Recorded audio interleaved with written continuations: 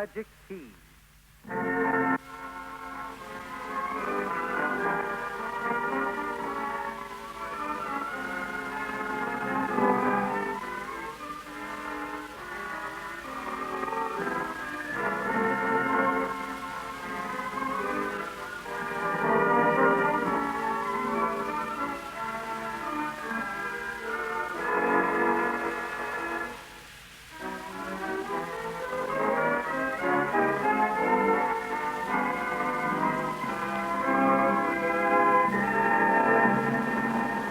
Magic Key turns, and members of the family of RCA join in presenting an hour of entertainment featuring Ruth Etting, star of stage and radio, Rudolph Ganz, internationally known Twisty Honest, the popular NBC comedy team Fibber McGee and Molly, from Chicago, that unique organization known as the Verse Speaking Choir, John B. Kennedy, noted NBC news commentator in a special on-the-spot broadcast from that historic landmark of the American Revolution, Bunker Hill, and Frank Black and the NBC Concert Orchestra, opening the program with the prelude to Bizet's famous opera, Carmen.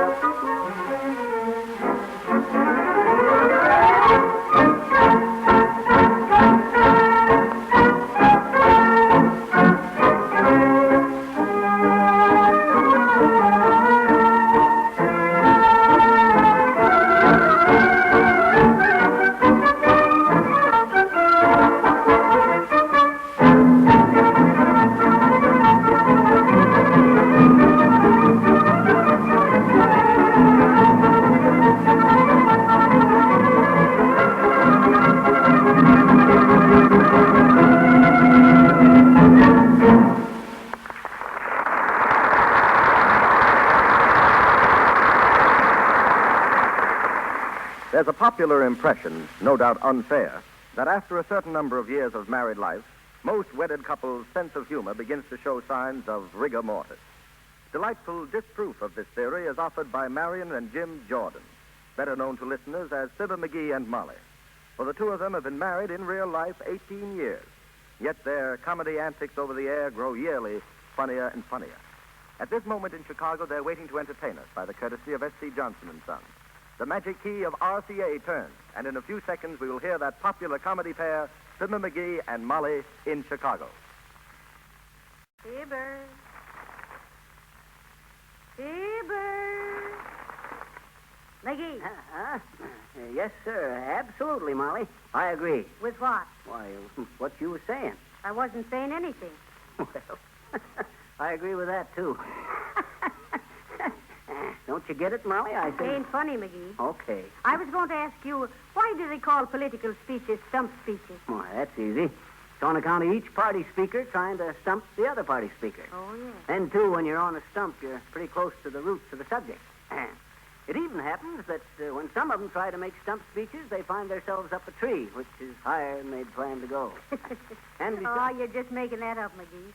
You don't know any more about politics than a hummingbird knows about trigonometry.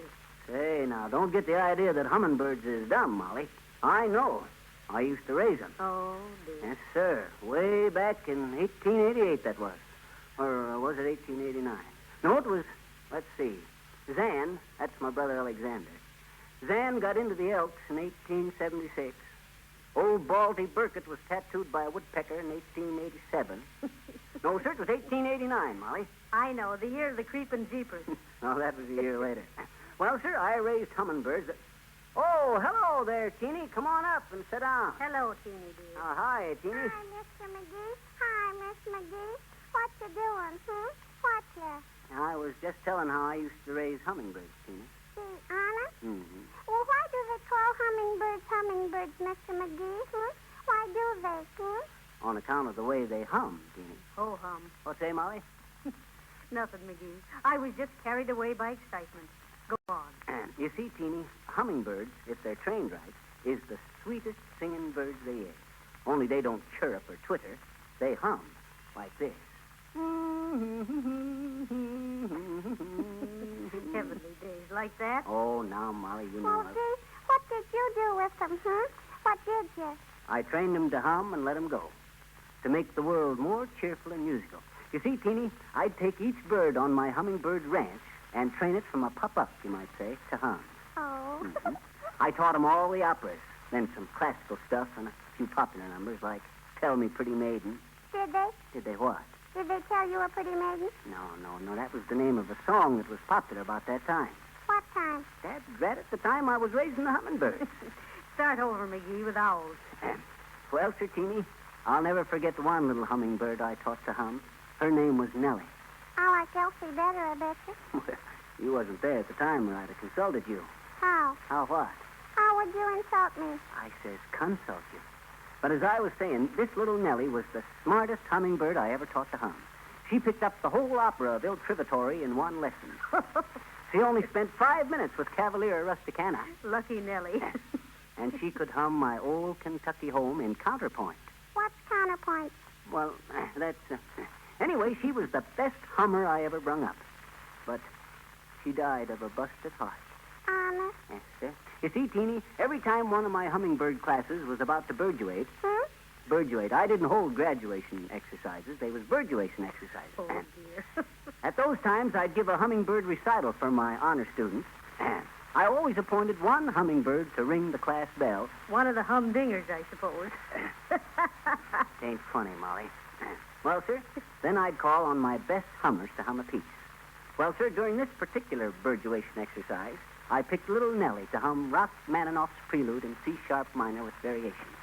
And she was proud as Lucifer. Who's Lucifer? Lucifer is the devil. Oh, McGee. Nellie was proud as anything.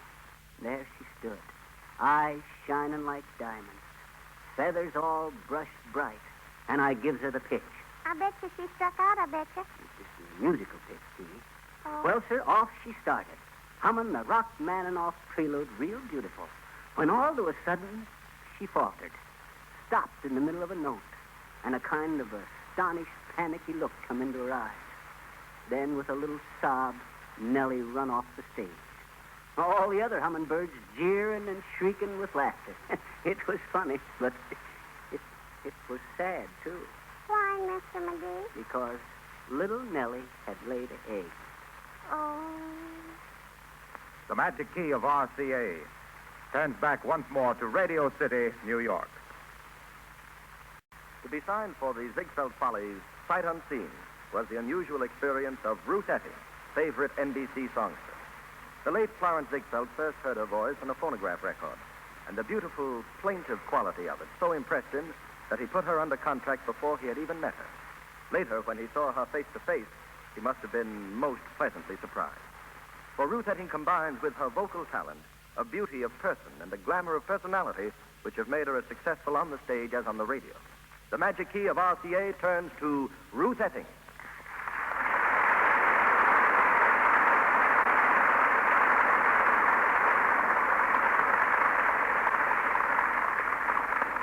Miss Etting has chosen for her first number this afternoon the popular You from the great Ziegfeld.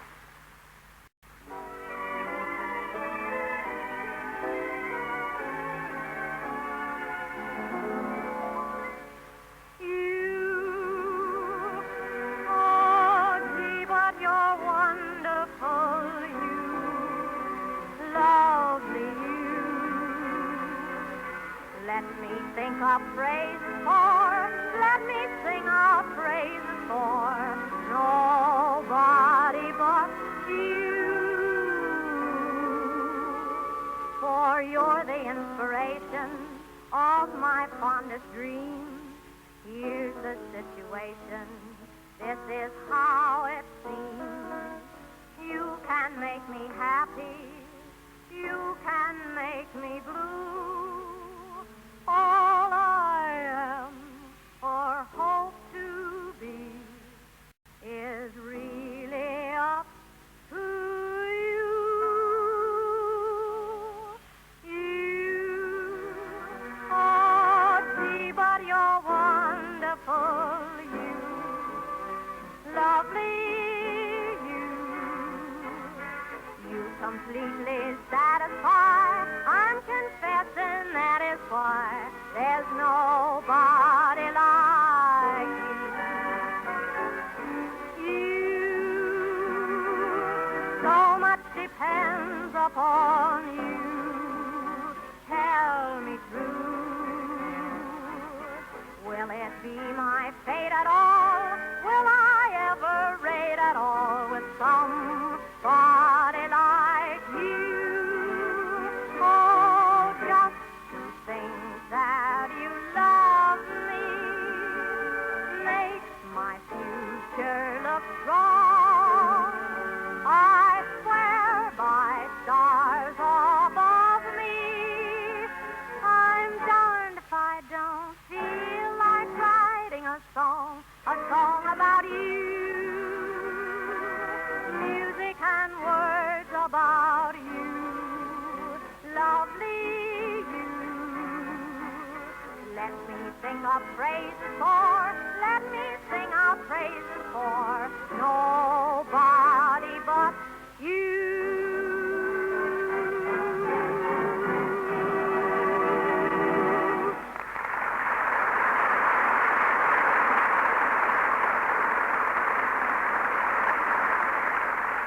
Tormentor is a song particularly well adapted to Ruth Etting's singularly moving voice, and she's chosen it for her second selection this afternoon.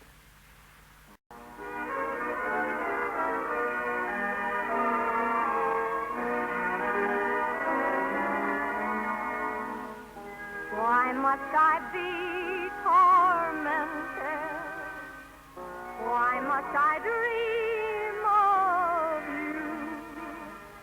Why must I be tormented with a dream that won't come true? Another love surrounds you. I see it in your eyes. My love has never found you. It's so hard to realize.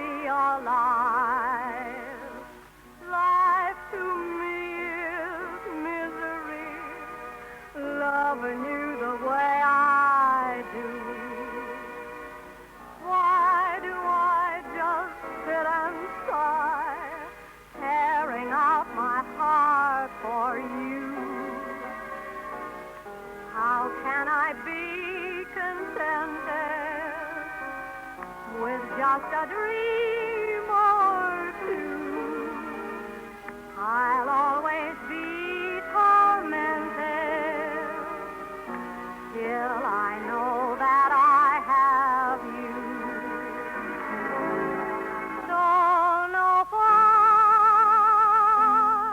there's no sun up in the sky, stormy weather, since my man and I ain't together. I'm weary all the time,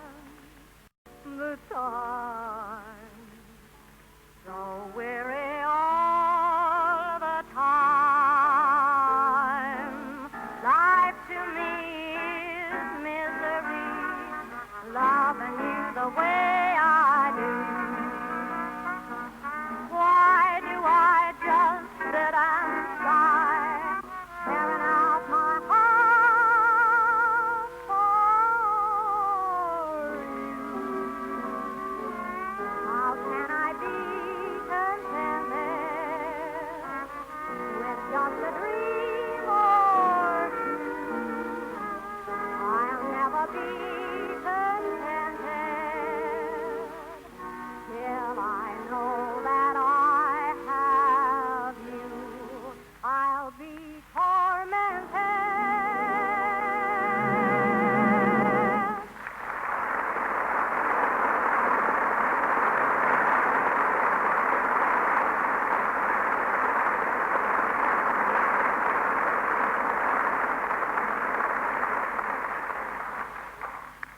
25 years ago, a new era in American business began when, at a solemn convention of advertising leaders in Boston, the battle cry, "Truth in Advertising," was unanimously adopted as a guiding principle. Today, the 25th anniversary of that crusade is being celebrated at another great national advertising convention in Boston. The Radio Corporation of America wishes to take this opportunity to congratulate the men gathered there upon the high ideals which prompt their movement. RCA, in its own messages to the public, has always striven to realize the same ideals.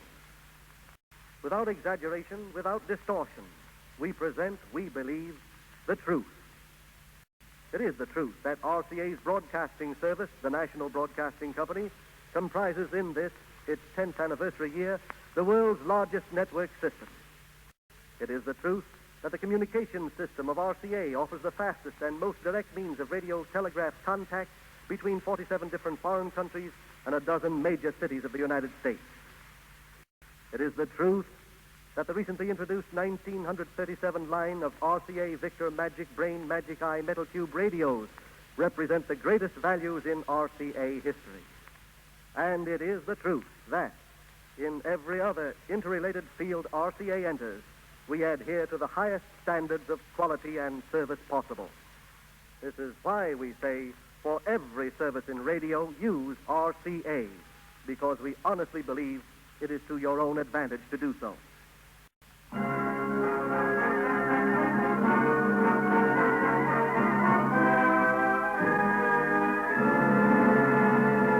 In a few days now, we will all be thinking once more in terms of 1776, those stirring days of our American Revolution. Few of us, I believe, have souls so dead that we do not feel a responsive thrill when July the 4th brings us its yearly cargo of past memories.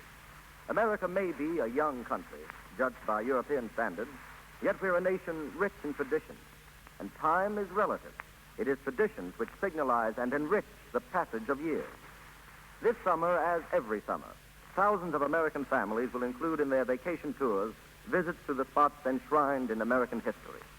What are those points of pilgrimage? What is their true historical background? And what's their present interest to you? Today and during subsequent Sundays, John B. Kennedy, noted NBC News commentator, will take us as a part of this program to a series of these historical places. In his usual lively, informative manner, he will give us his first-hand impressions from the spot. Today, Mr. Kennedy has chosen Bunker Hill, familiar to all of us from our history books. The Magic Key of RCA turns now to John B. Kennedy at Bunker Hill, Boston. Good afternoon, all. Every Sunday in the year, and especially every Sunday in summer, hundreds of sightseers skirt the winding streets of dear old Boston, which wind so much that when you go down one end of a street, you meet yourself coming out of the other. They come here to the Bunker Hill Monument. Boston and Boston Harbor lie below in Sabbath serenity. Cars from many states in the Union glide past Charlestown Navy Yard to park here by the site of the first real pitched battle of the Revolutionary War. Children roam about, gazing up at the sheer shaft of granite piercing curtain clouds, honoring the fallen in the Battle of Bunker Hill, on the very spot where General Joseph Warren fell. Since some of the youngsters heard that an RCA Magic Key broadcast was going to be given, they've been crowding me with questions. To reply to them all at once, I've selected two youngsters in the midst of a brisk argument. There's little Natalie Needham, who hails from Newtonville. What do you mean, hails from? Why, I mean that's where you come from, Natalie. Then I hail from Cleveland. Why, that's Rodney Parker. He's about the same age as Natalie. 12. That right, Rodney? 12 and a half. Well, now that that's settled, what's the squabble between you two? Why, he said the British won the battle of Bunker Hill, and I say the Americans did. Otherwise, how could we have won the War of the Revolution? What's that got to do with it? You don't win a war by winning just one battle. Yes, you do, if the battle's big enough. Well, Natalie, before you and Rodney stage another battle of Bunker Hill, let's look at the record. I know the British won the battle. Silly, the Americans won it. Well, that used to depend, my little friends, on the brand of history you read, British or American. English history used to say something like this. On June the 17th, 1775, a large and dangerous mob of colonial rebels defied the British Crown. General Gage of His Majesty's Regulars ordered a brigade of infantry, supported by artillery, to disperse the impudent rebels, who made a stubborn sort of stand, but were routed with large losses and all that sort of thing. What did I tell you? Wait a minute. Tell us the American side, Mr. Kennedy. Well, some more imaginative American historians have put it this way. Inspired by the shot of the embattled farmers led by John Parker at Lexington, the shot heard round the world on April the 19th, 1775. The Americans arose in blazing patriotism, drilled and organized and repulsed overwhelming British forces at the Battle of Bunker Hill. That's more like it. Now, it's your turn to wait a minute, Natalie. Yes, she won't give me a chance to... Well, if you must know the truth, Natalie and Rodney, about the Battle of Bunker Hill, you're both wrong. I don't want to pretend to debunk Bunker Hill, but there was really no such battle, unless it's the one you two youngsters have been having. Why, I read the mural inscription here of the monument of Bunker Hill. The cornerstone of Bunker Hill Monument was laid in the presence of the Marquis de Lafayette, whose picture is here before me, on June the 17th, 1825, 50 years after the battle. And the oration for the occasion was then delivered by Daniel Webster. This monument we call the Bunker Hill Monument, my dears, is really on Breed's Hill, where the battle we know as the Battle of Bunker Hill was really fought. There's Bunker Hill to the northeast. Both Bunker Hill and Breed's Hill were once farms named after their owners. After the clash at Lexington between British troops and the Massachusetts Minutemen, New England flared into revolt. You may remember the Boston Tea Party. You don't mean they had a tea party here? Don't be silly. Why, she isn't at all silly, Rodney. They did have a tea party. The British government was inflicting heavy taxation on the colonists. One of these was a tax on tea. The Americans, disguised as Indians, boarded British ships laden with tea and dumped the tea in Boston Harbor. You can see the spot, Griffin's Wharf, down there. That's a funny kind of tea party. There was nothing very funny about it, Natalie. The colonials were aroused, so much so that the British General Gage determined to overawe the city of Boston. He ordered 3,000 British troops to seize Bunker Hill and Dorchester Heights. The Americans heard of this order. They had a pretty smart intelligence service even then. So General Ward of the American Army sent Colonel Prescott and 1,200 militiamen to seize Bunker Hill overlooking the city before the British could take it. Did he do it? No, he didn't. He disobeyed orders. Instead of occupying Bunker Hill, he picked out this smaller hill, Breed's Hill, where the battle was fought. Well, who won it? Now, I hate to disappoint you, Natalie, but the British won it. You see, they had more than twice the number of soldiers, better trained and better equipped. But, and this is a very big but, the Americans stood up so stoutly through fire and smoke and flashing steel. Charge after charge, they repulsed until their powder was exhausted, and they had only their gun stocks to fight with. They lost about 500 men, but the British lost more than 1,000. Then the Americans won. A moral victory, yes, Natalie, and it inspired them to fight on and win the material victory of the Revolution. That was only 161 years ago, when 1,500 men died in this bloody acre of land. Imagine what's happened since. You see those pictures at the base of the monument? Those figures in the peaked hats, like mitres, are the British. The shirt-sleeved men with grim faces and old-fashioned muskets are the Americans. And you mean to say they fought that battle just over taxes? That began all the trouble, Rodney. The English Parliament levied taxes against the colonies in restraint of their trade. I mean the colonist trade. They taxed them without giving them any say about it. They taxed them until the last straw that broke the camel's back. Then what did they do? Why, then, naturally, they taxed the camel. I didn't know that started the war. It's oppression and unfairness that start all wars, Rodney. Yes, but I'm glad America won that war. Why, of course you are. Because here you have the great city of Boston, famous and flourishing as the metropolis of a great state. When, without the revolution that brought about this republic, it might have remained just a sleepy, unimportant colonial settlement. There's something else of significance about this battle of Breed's Hill, or Bunker Hill, as it is misnamed. What's that, Mr. Kennedy? You see the British cannon there, near the base of the monument? Yes. Well, in this battle, for the first time in history, artillery that had been used to knock down forts and battlements was put into action to knock down men. It inspired a European general to do the same thing on a big scale, and he became one of the world's greatest conquerors. Who was he, Mr. Kennedy? Napoleon Bonaparte. I wish he'd been on the American side of Bunker Hill. Well, Natalie, they really didn't need him. The spirit of 76 was enough to win.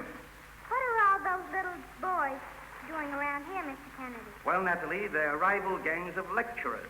I didn't know lecturers came in gangs. Oh, these lecturers do. They're local boys. Look at them. You can't see their faces for the freckles. And most of their names begin with an O or a Mac. They all memorize a neat little speech about Bunker Hill Monument, and there's hot rivalry among them to pounce on visitors and tell their tale at about a dime a head. Look at them go after those new incoming pilgrims to the shrine. Is this the entrance to the monument, boys? Yes, sir. This monument stands 221 feet high It has 294 winding stairs without an elevator. It is built entirely of Quincy granite, all here from Quincy, over the first hot sun. Wait a minute. It's no use. Somebody dropped some money, and the lecturer's duet is over, as lecturers usually are over when the customers are counted. The Magic Key of RCA turns you back to New York.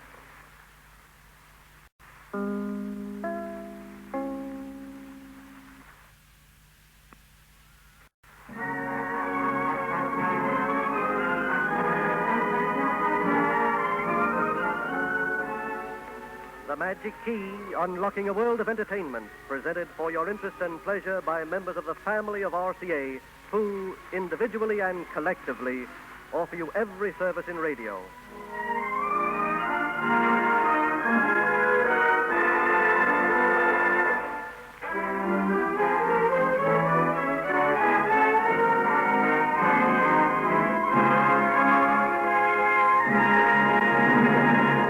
Under the direction of Frank Black, director of music for the National Broadcasting Company, the NBC Concert Orchestra now plays the Bacchanal from Saint-Saëns' opera, Samson and Delilah.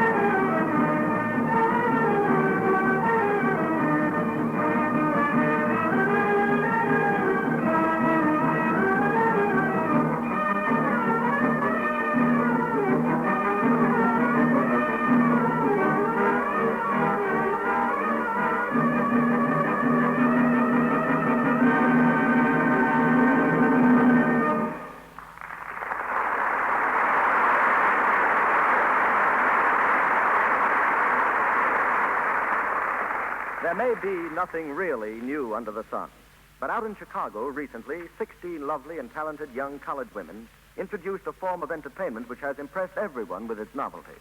Instead of a singing choir, a verse-speaking choir.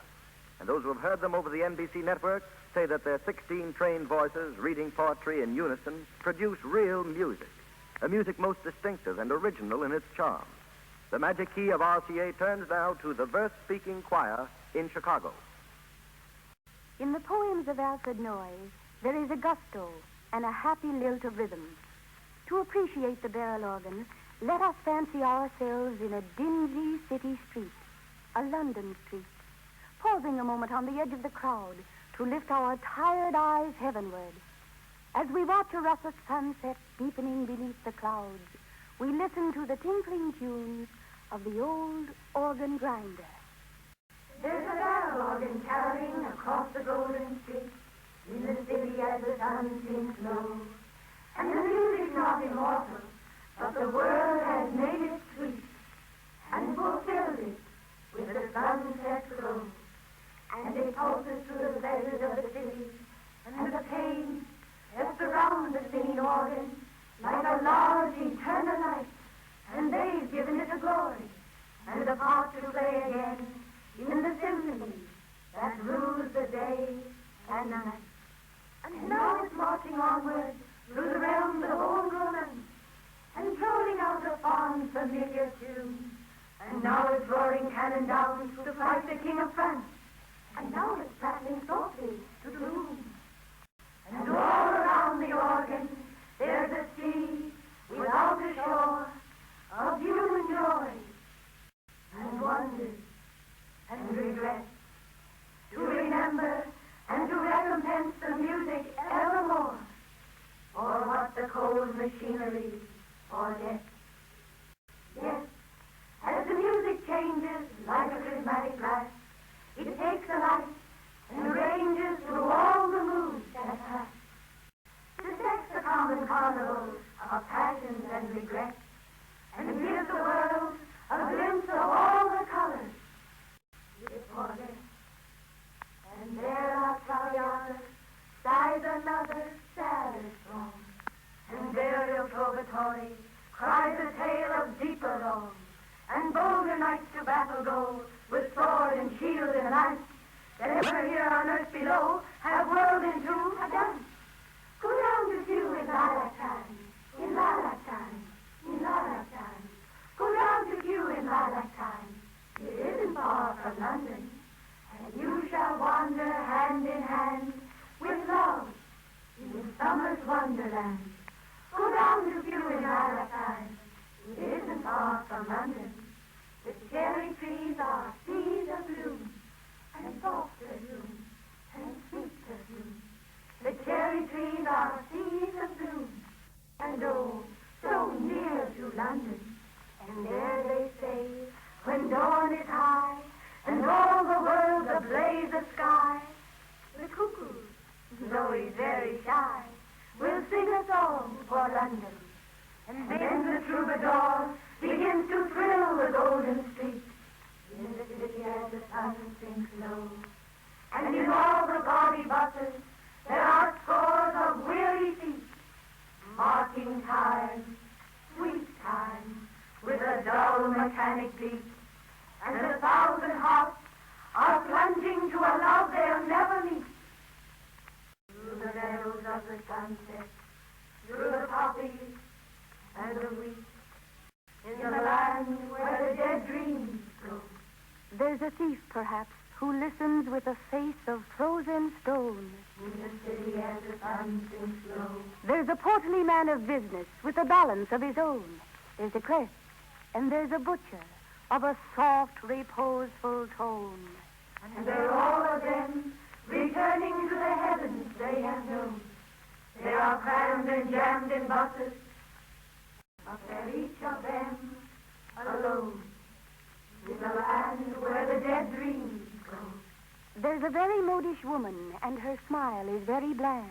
In the city as the sun sinks low. And her hansom jingles onward, but her little jeweled hand is clenched a little tighter, for she cannot understand what she wants or why she wanders to that undiscovered land, for the parties there are not at all the sort of thing she plans.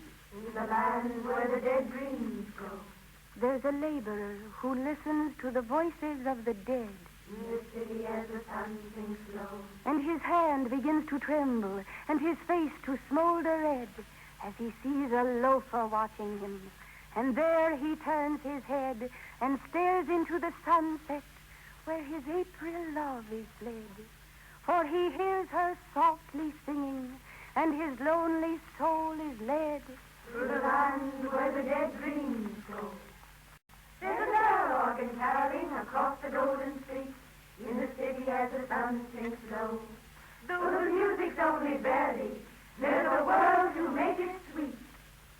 Just as yonder yellow sunset, where the earth and heaven meet, mellows all the sooty city.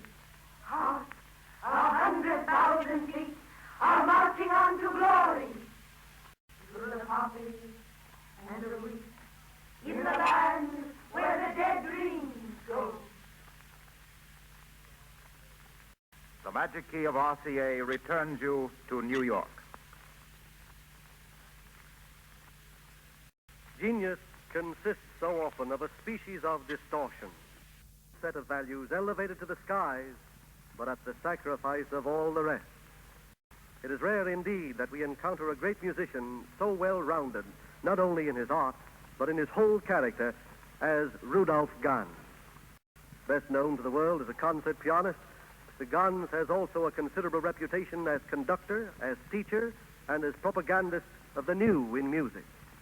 Born in Switzerland, he made his first appearance in New York in 1906, and he has since toured the country many times with outstanding success. The Magic Key of RCA now turns to Rudolph Ganz at the piano.